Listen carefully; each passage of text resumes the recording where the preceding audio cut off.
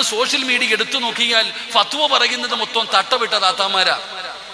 പടച്ചോനെ, ഇന്ന് മൊബൈൽ എടുത്തു കഴിഞ്ഞാൽ നമുക്ക് തന്നെ സങ്കടം തോന്നുകയാ. നോക്കിക്കേ, ഇപ്പൊ ഓണം വന്നിരിക്കുകയാ. എൻ്റെ പ്രിയപ്പെട്ട സഹോദര, ഓണം വന്നു. ഓണം ആഘോഷിക്കുന്നത് നമ്മൾ കാണുന്നു. ഇപ്പൊ മൊബൈൽ എടുത്തു നോക്കിയാൽ ഏറ്റവും കൂടുതൽ ഓണം ആഘോഷിക്കുന്നത് മുസ്ലിമീങ്ങളാ. വേറെ ആരുടെ വീഡിയോയും ഇല്ല, ഒന്നുമില്ല. എന്താ പറയാ, ഇപ്പൊ പറയുന്നത് മുസ്ലിമീങ്ങൾ ഓണം തൂക്കിയെന്ന. എങ്ങനെ വേണമെങ്കിലും തൂക്കിക്കോട്ടെ, അള്ളാഹു നമുക്ക് ഈമാൻ തരുമാറാകട്ടെ. തലയിൽ തുണിയിട്ട, ഹിജാബിട്ട മുസ്ലിം പെൺകുട്ടികളുടെ വീഡിയോ മാത്രമേ ഇന്ന് സോഷ്യൽ മീഡിയ കാണാനുള്ളൂ. അള്ളാഹു നമുക്ക് ഈമാൻ തരുമാറാകട്ടെ. എന്റെ ചങ്കൂറ്റെന്നറിയോ, ഇന്നതൊക്കെ ഒരു വശത്ത് ഉസ്താദന്മാര് ഓണം ഹറാമ പാടില്ല എന്ന് പറയുന്ന ഉസ്താദന്മാര് ഒരു വിഭാഗം, ഇപ്പുറത്ത് ഓൺലൈനിലൂടെ ഫത്വ കൊടുക്കുന്ന മറ്റൊരു വിഭാഗം, ഇതിന് പറഞ്ഞതിന് വിപരീതം കാണിക്കുന്ന മൂന്നാമത്തെ ഒരു വിഭാഗം. അള്ളാഹു നമുക്ക് ഈമാൻ നൽകുമാറാകട്ടെ. അള്ളാഹു നമുക്ക് ഈമാൻ നൽകുമാറാകട്ടെ. അതൊക്കെ പോകട്ടെ എൻ്റെ പ്രിയപ്പെട്ട സഹോദരങ്ങൾ. അതിലേക്കൊന്നും ഞാൻ കിടക്കുന്നില്ല. നമ്മൾ മനസ്സിലാക്കേണ്ട ചില കാര്യങ്ങളുണ്ട്. പിന്നെ ഇതെല്ലാം ക്ലിപ്പാവുന്നത് കൊണ്ട് പറയാൻ പേടിയാണ്. എന്തെങ്കിലും പറഞ്ഞു കഴിഞ്ഞാൽ നാളെ രാവിലെ എന്നെ എടുത്തിട്ട് ചാമ്പുന്നത് കാണേണ്ട വരും. അള്ളാഹു കാക്കുമാറാകട്ടെ. പ്രസംഗിച്ച് തീരുന്നതിന് മുമ്പേ ക്ലിപ്പിറങ്ങും. നാളെ രാവിലെ ഞാൻ ഇവിടുന്ന് വീടെത്തുന്നതിന് മുമ്പേ ക്ലിപ്പിറങ്ങും. അതുകൊണ്ട് നമ്മളതിൽ കിടക്കണ്ട. അത് ലക്കും ദീനക്കും വലിയ ദീൻ, അവനവന്റെ ദീൻ. അതങ്ങനെ ഉണ്ടല്ലോ, ഖുർആനിലെ ആയത്തുണ്ട്, ലക്കും ദീനക്കും വലിയ ദീൻ. ഇന്ന് സോഷ്യൽ മീഡിയ എടുത്തു നോക്കിയാൽ ഫത്വ പറയുന്നത് മൊത്തം തട്ടവിട്ട താത്താമാരാ. ഒരു കോലം കണ്ടാ മനസ്സിലാക്കണം എന്തൊക്കെയാ കയറിയിരുന്ന് പറയുന്ന ഖുർആനിന്റെ ആയത്തുകൾ. ഒരു ഭാഗത്ത് ഉസ്താദന്മാരും മറുഭാഗത്ത് മറ്റുള്ളവര്. ഉസ്താദന്മാരും ഉണ്ട്, എല്ലാം പറയണമല്ലോ. ആവശ്യമുള്ളതല്ലേ പറയാൻ പാടുള്ളൂ. ഓരോരുത്തർക്കടെ ചങ്ങായി ഞാൻ ചോദിക്കട്ടെ, എനിക്ക് ഏറ്റവും വിഷമമായി തോന്നുന്ന ഒരു കാര്യം, ഈ ഓണം എന്ന് പറയുന്നത് ഹൈന്ദവ വിശ്വാസികൾ വളരെ ബഹുമാനത്തോടെ ആദരവോടുകൂടി കാണുന്ന ഒരു വലിയ ഒരു കാര്യമാണ് ഓണം. അവരുടെ മതവുമായി ബന്ധപ്പെട്ട് അവർ ബഹുമാനത്തോടു കൂടി കാണുന്ന ഒരു കാര്യമാണ്. നബിദിനം വരുന്നു, മുസ്ലിമീങ്ങളാണ് നബിദിനം ആഘോഷിക്കുന്നത്. ഈ നബിദിന റാലി നടക്കുമ്പോൾ ഇവർ കുറെ പേര് വന്ന് കുറെ പാട്ടും പോളം വിട്ട് നമ്മുടെ മുമ്പിൽ കിടന്നുകൊണ്ട് ആടിയാ നമുക്ക് ഇഷ്ടപ്പെടുവോ?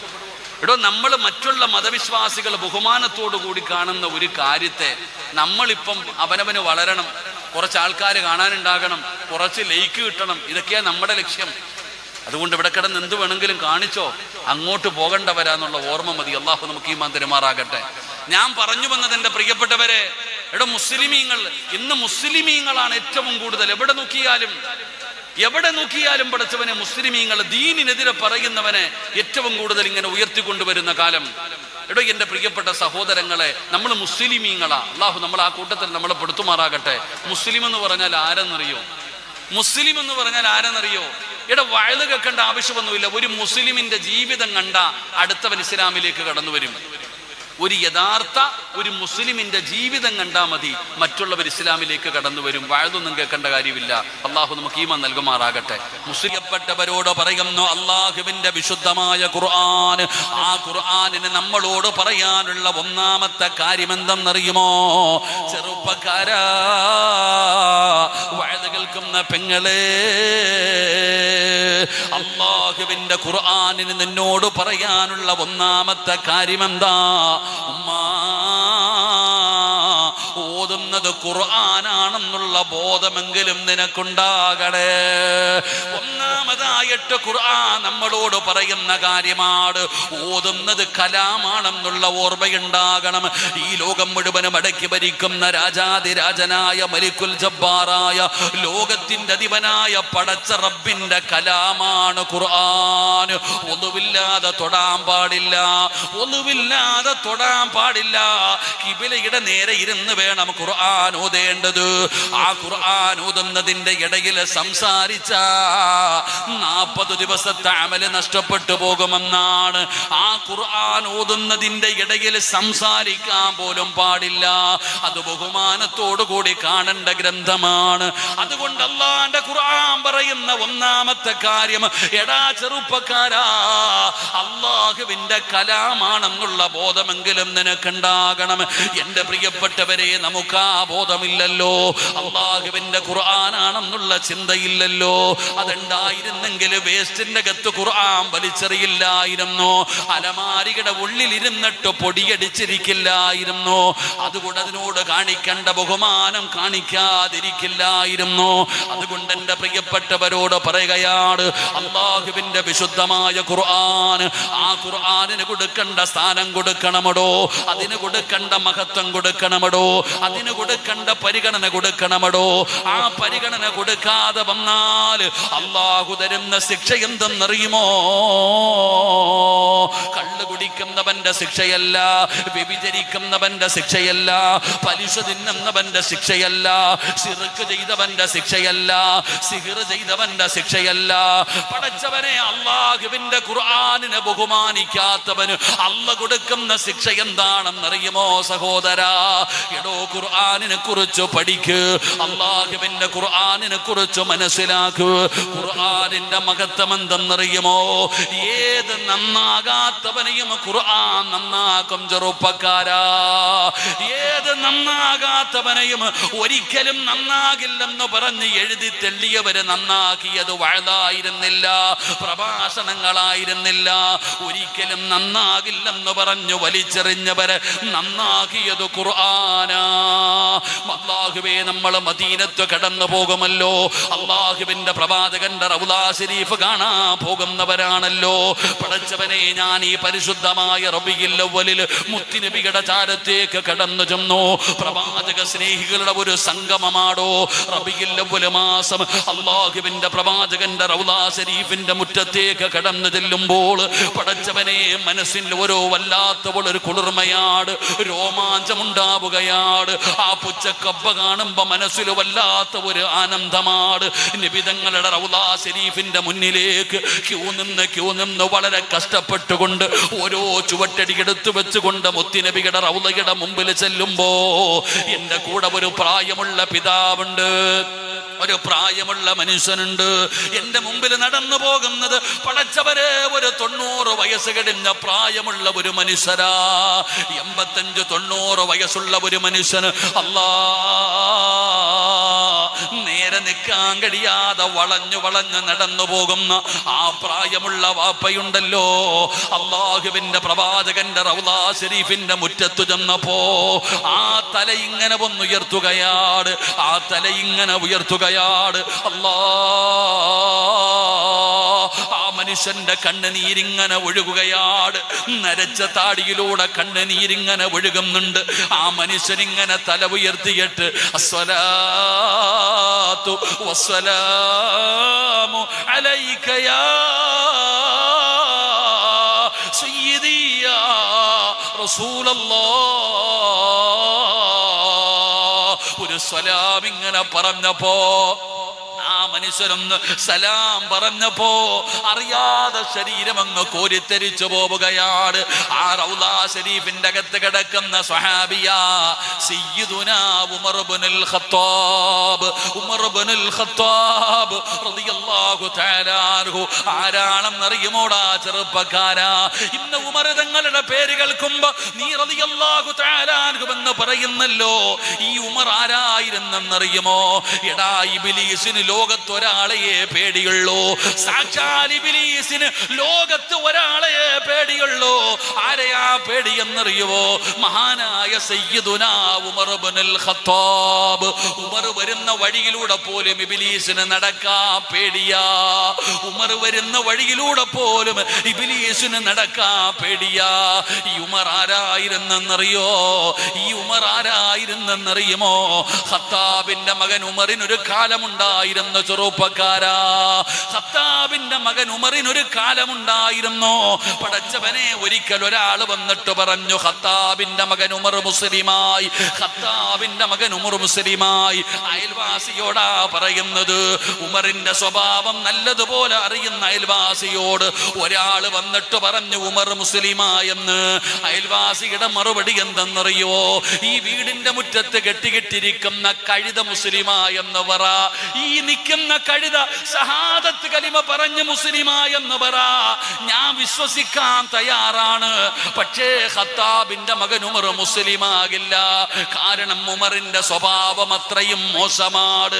ഈ ഉമർ നന്നായത് എങ്ങനെയെന്നറിയുമോ? ഒരു പ്രവാചകന്റെ വഅദ് കേട്ടിട്ടല്ല, ഒരു നസീഹത്ത് കേട്ടിട്ടല്ല. ഈ ഉമർ നന്നായത് എങ്ങനെയാണെന്നറിയോ? കഅബയുടെ കില്ല പിടിച്ചിട്ട് ഉമർ പ്രഖ്യാപിക്കുകയാണ്, മുഹമ്മദിന്റെ തലയുമായിട്ടല്ലാതെ ഞാൻ ഇനി മടങ്ങി വരൂല. അല്ലാഹുവിന്റെ പ്രവാചകന്റെ തല വെട്ടുന്നതിന് വേണ്ടി ഖത്താബിന്റെ മകൻ ഉമർ കുതിരപ്പുറത്ത് പാഞ്ഞു പോകുമ്പോ ഒരാൾ ചോദിക്കുന്ന, ഉമറേ എവിടെ പോവുകയാണ്? മുഹമ്മദിനെ നന്നാക്കാൻ പോവുകയാണ്, മുഹമ്മദിന്റെ തലയെടുക്കാൻ പോവുകയാണ്. ചോദിച്ച മനുഷ്യൻ പറഞ്ഞു, ഉമറേ വീട് നന്നാക്കിയിട്ട് പോരെ മുഹമ്മദിനെ നന്നാക്കുന്നത്? നിന്റെ സഹോദരി ഫാത്തിമ മുസ്ലിമായിരിക്കുകയാ, നിന്റെ സഹോദരി ഫാത്തിമ മുസ്ലിമായിരിക്കുകയാ. ആദ്യം പോയിട്ട് കൂടപ്പിറപ്പിനെ നന്നാക്കടാ, എന്നിട്ട് മുഹമ്മദിനെ നന്നാക്കൂ. ഉമറിന് വല്ലാത്ത കോപമായി. ഖത്താബിന്റെ മകൻ ഉമർ നേരെ വീട്ടിലേക്ക് കടന്നു ചെല്ലുകയാണ്. ഫാത്തിമ എന്ന് പറയുന്ന കൂടപ്പിറപ്പും ഭർത്താവും ഖുർആൻ ഓതുകയാ. ഉമർ വീട്ടിലേക്ക് കടന്നു ചെല്ലുമ്പോ അവര് ഖുർആൻ പാരായണം ചെയ്യുകയാണ്. അല്ലാഹുവേ, വീടിന്റെ അകത്ത് കയറിയിട്ട് പ്രിയപ്പെട്ട കൂടപ്പിറപ്പിനെ തല്ലിച്ചതയ്ക്കുകയാണ്. ഫാത്തിമാനെ വല്ലാതെ ഉപദ്രവിക്കുകയാണ്. ഫാത്തിമയുടെ മൂക്കിലൂടെയും വായിലൂടെയും ബ്ലഡ് ഇങ്ങനെ ഒഴുകുകയാണ്. രക്തത്തിൽ കുളിച്ചു നിൽക്കുന്ന കൂടപ്പിറപ്പിനെ കണ്ടപ്പോൾ ഉമറൊന്ന് താഴുകയാണ്, ഉമറൊന്ന് സമാധാനമാവുകയാണ്. ആരൊക്കെയാണെങ്കിലും കൂടപ്പിറപ്പാണല്ലോ. സ്വന്തം സഹോദരി രക്തത്തിൽ കുളിച്ചിരിക്കുന്നത് കണ്ടപ്പോ ഉമറൊന്ന് ശാന്തനായി, ഉമറൊന്ന് ശാന്തനായി. ഉമർ ചോദിക്കുന്നു, ഫാത്തിമ, ഞാൻ ഇങ്ങോട്ട് വന്നപ്പോ നീ എന്തോ കവിത പാടിയല്ലോ ഫാത്തിമ, ഏതോ കവിത പറയുന്നത് കേട്ടല്ലോ ഫാത്തിമ, എന്താണെന്ന് ഫാത്തിമ എന്ന കൂടപ്പിറപ്പിനോട് ഉമർ ചോദിക്കുമ്പോ അവിടെന്ന് ഫാത്തിമ പറഞ്ഞു, ഉമറേ കവിതയല്ല പാടിയത്, അല്ലാഹുവിന്റെ കലാമാ, ഞാൻ അല്ലാഹുവിന്റെ ഖുർആനാ ഓതിയത്. ഒന്ന് തരുമോ ഫാത്തിമ, ഒന്ന് തരുമോ ഫാത്തിമ? പോയി ശുദ്ധിയായിട്ട് വാ ഉമർ. ഖത്താബിന്റെ മകൻ കുഞ്ഞിനെ പോലെ പോയി അതാ വൃത്തിയാവുകയാണ്. അനുസരണയുള്ളവനെ പോലെ കൂടപ്പിറപ്പിന്റെ മുമ്പിലേക്ക് കടന്നു വന്നു. ഫാത്തിമ എന്ന് പറയുന്ന കൂടപ്പിറപ്പ് ഖുർആൻ ഓതുന്നു. വാപ്പാ,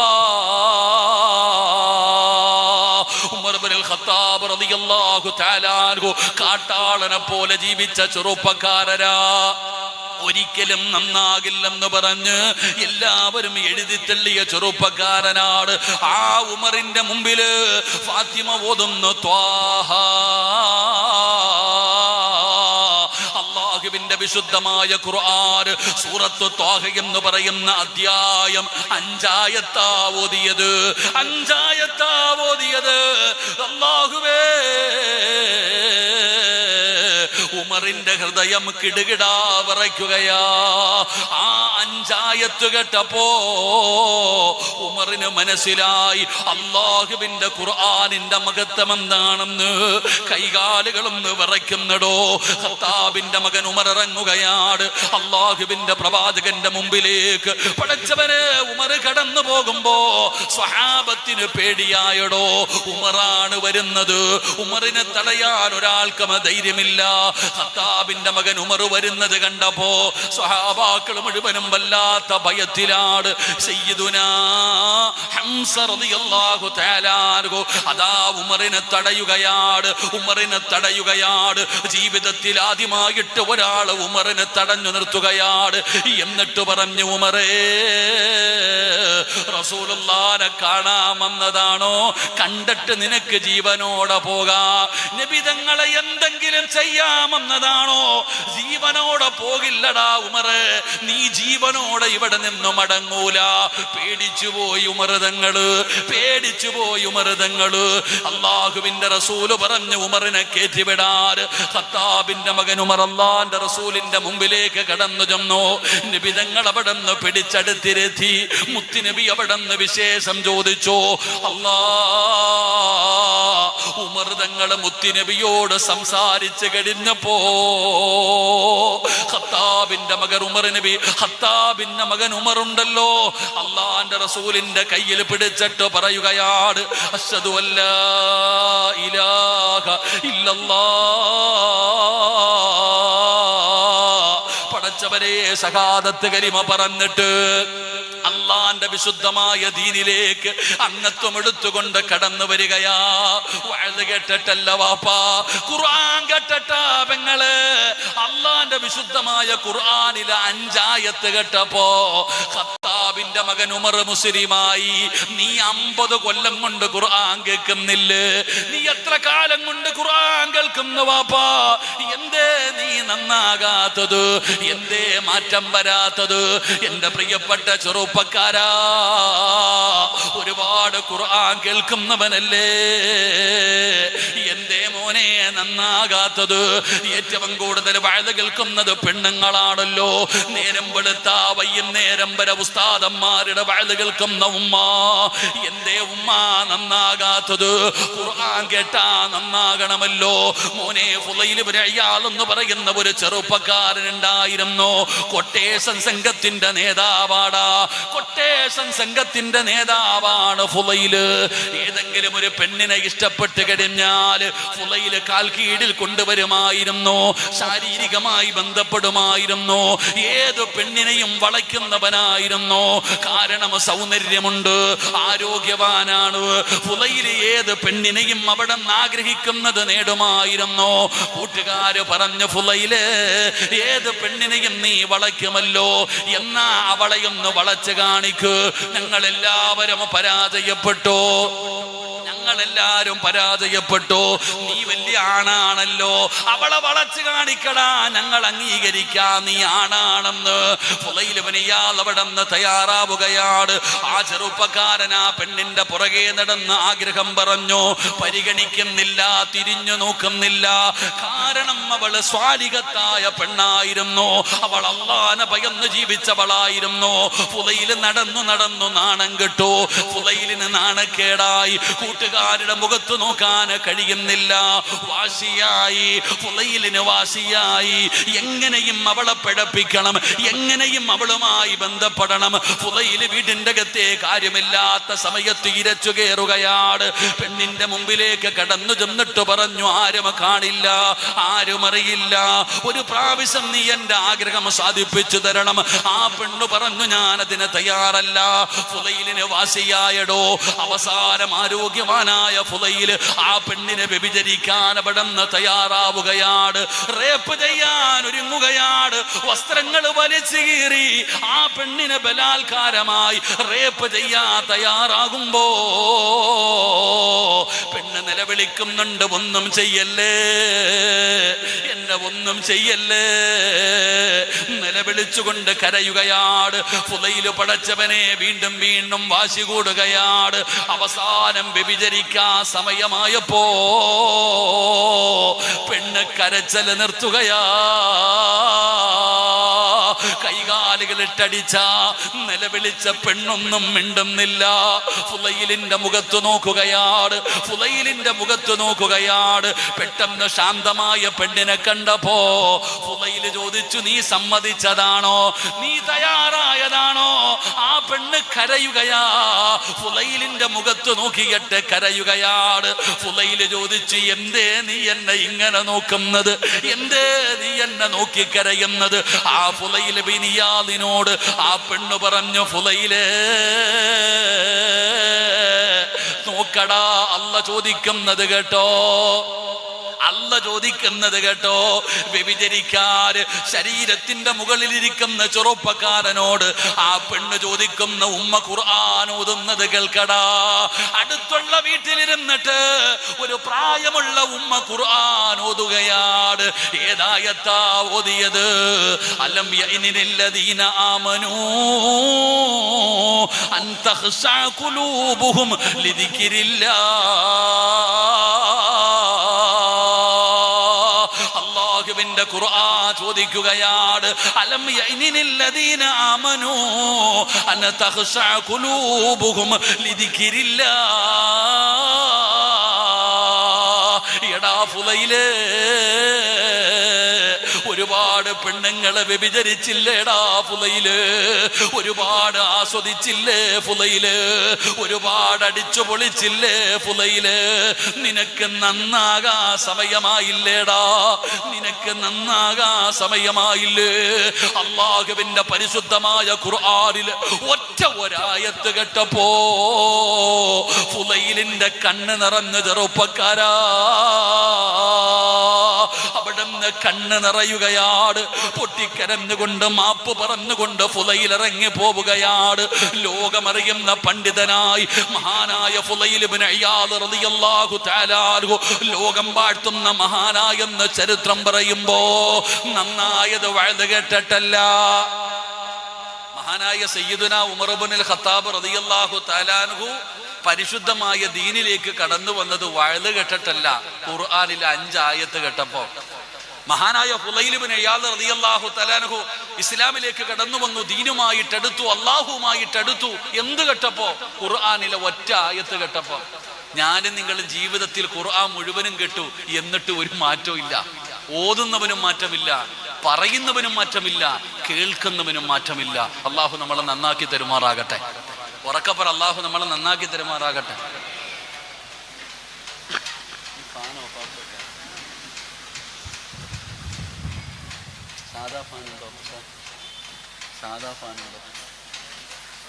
സാദാ ഫാൻ ഉണ്ടെങ്കിൽ ചെവി അടയും. മഹാനായ ഉമർ ഇബ്നുൽ ഖത്താബ് റളിയല്ലാഹു തആല അൻഹു 5 ആയത്ത് കേട്ടപ്പോ നന്നായി.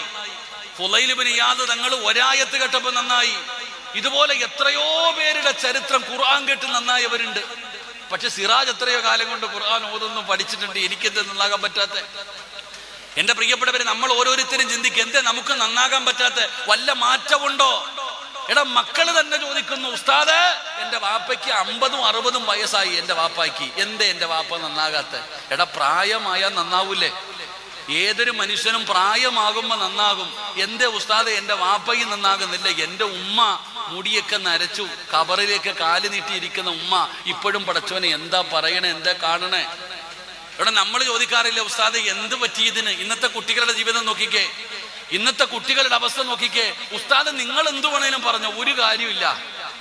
ഉസ്താദ് നിങ്ങളുടെ തൊണ്ടയിലെ വെള്ളം പറ്റുന്നതല്ലാതെ ഏതോ ഉസ്താദ് ഓണത്തിനെതിരെ വഴുതു പറഞ്ഞപ്പോ ഉസ്താദിനോടുള്ള വാശിക്ക ഈ മക്കളൊക്കെ ഇത് കാണിക്കുന്നേ.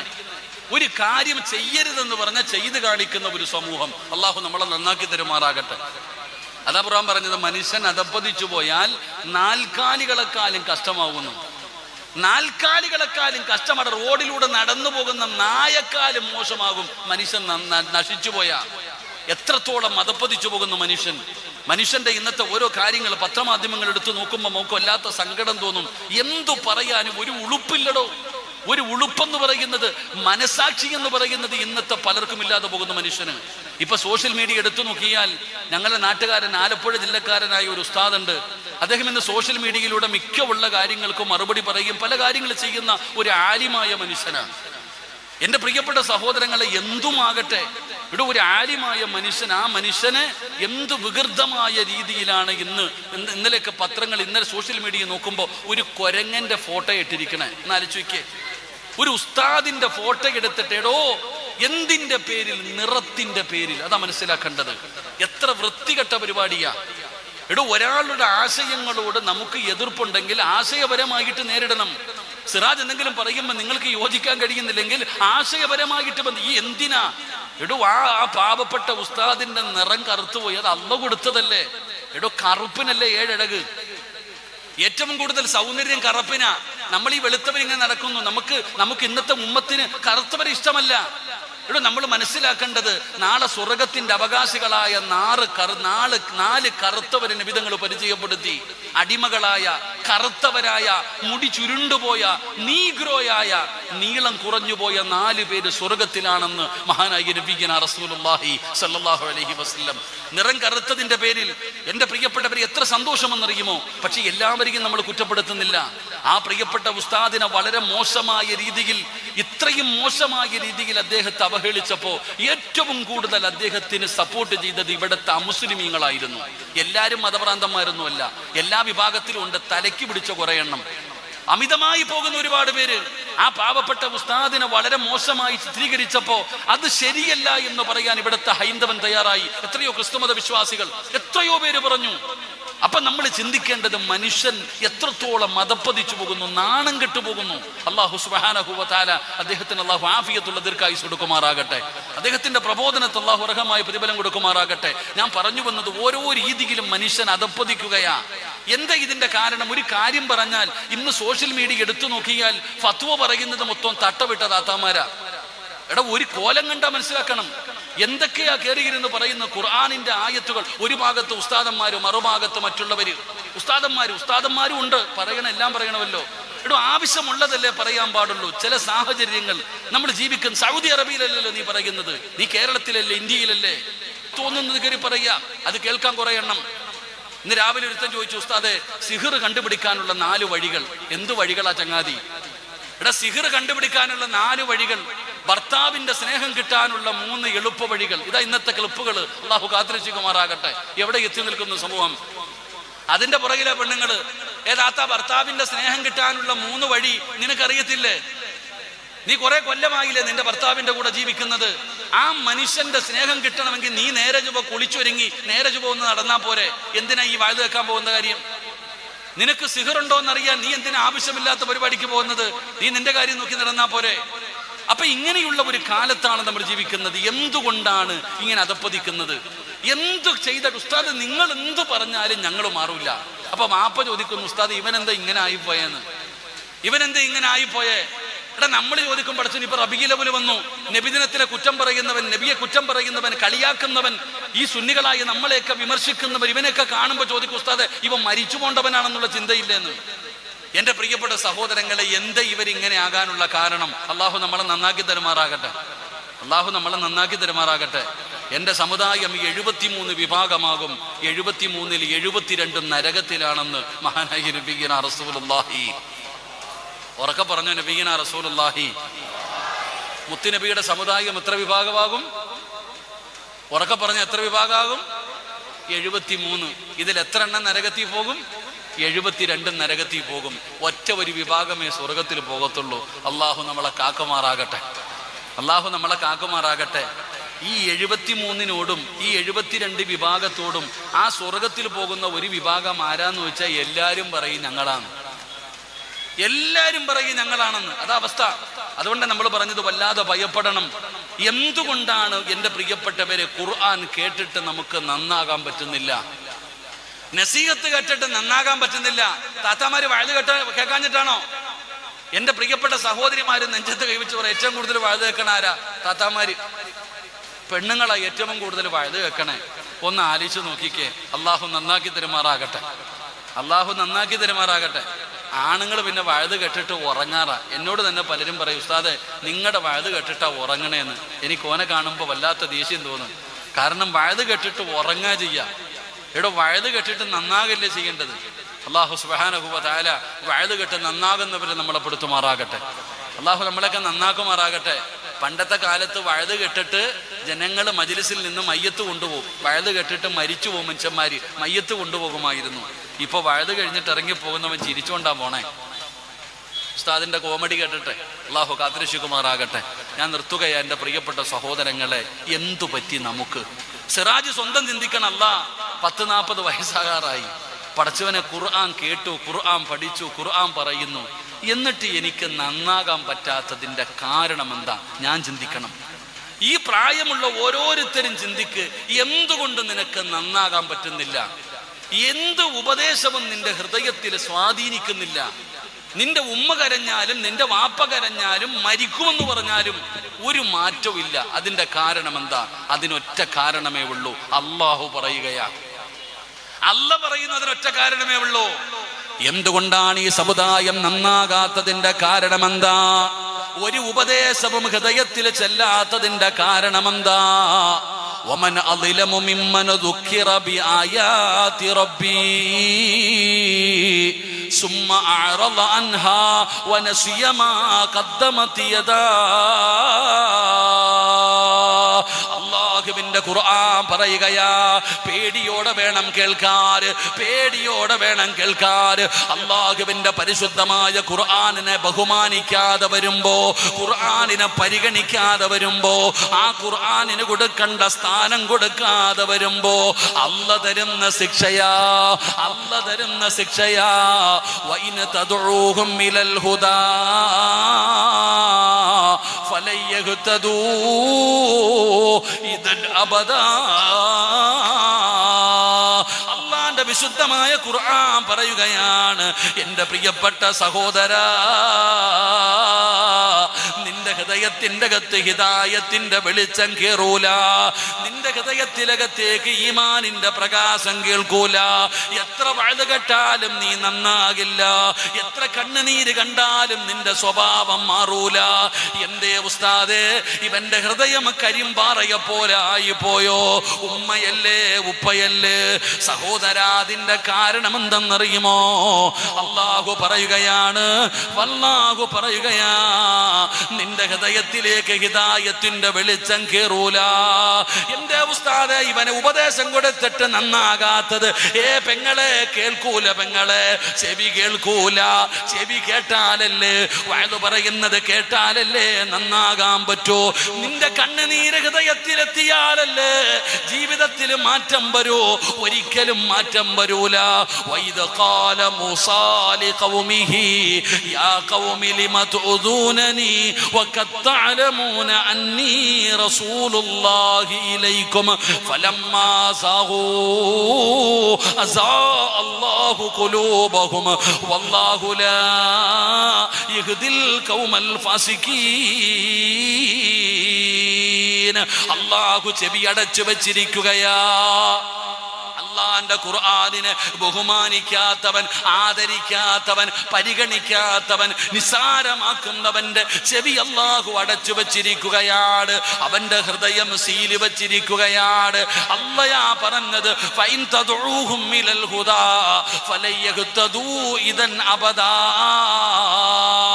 ഒരിക്കലും അവന്റെ ഹൃദയത്തിൽ ഈമാനിന്റെ വെളിച്ചം കേറൂല, ഹിദായത്ത് കേറൂല, ഈമാൻ കേറൂല, പ്രഭാഷണങ്ങൾ കേൾക്കൂല.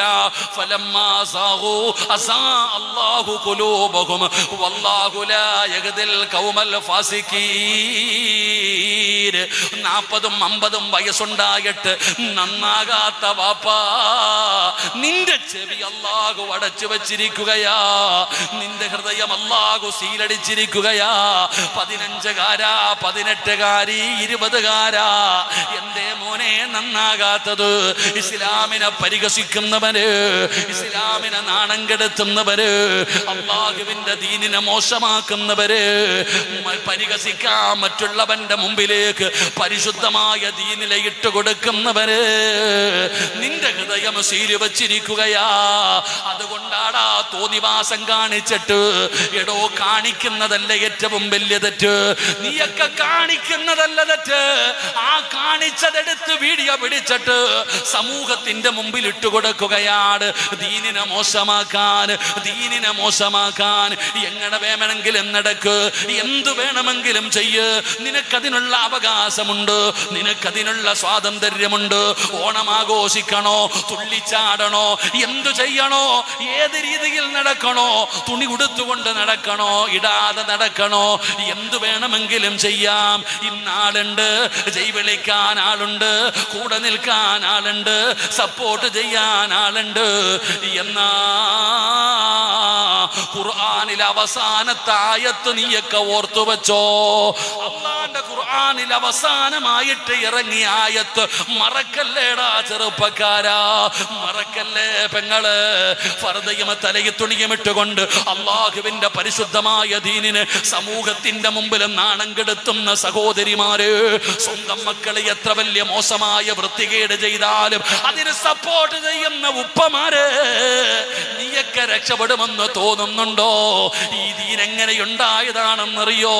ഇതെത്ര പേരുടെ ജീവിതം അള്ളാഹുവിന്റെ പ്രവാചകനും സ്വഹാബത്തും താബീങ്ങളും തബഉ താബീങ്ങളും പരമ്പരയായി പാരമ്പര്യമായി അവരുടെ സമ്പത്തും അവരുടെ ജീവിതവും അവരുടെ ജീവനും കൊടുത്ത് പടുത്തുയർത്തിയ പരിശുദ്ധമായ ദീന്. ഈ ദീനനെയല്ലേ നാട്ടുകാരുടെ മുമ്പിൽ മറ്റുള്ളവന്റെ മുമ്പിൽ തമാശയാക്കുന്നത്, അവഹേളിക്കുന്നത്, നിസാരമാക്കുന്നത്, നിന്ദിക്കുന്നത്? അല്ലാഹുവിന്റെ ഖുർആൻ പറയുകയാ, വത്തഖൂ യൗമന തുർജഊന ഫീഹി ഇലല്ലാഹ്. നീയൊക്കെ എവിടെ പോകാനാ? അല്ല ചോദിക്കുന്നു, നീയൊക്കെ എവിടെ പോകാനാ? ഓന്തോടുന്നതിനൊരു പരിധി ഉണ്ടല്ലോ, ഓന്തോടുന്നതിനൊരു പരിധിയില്ലേ? എവിടെ വരെ പോകാനാ?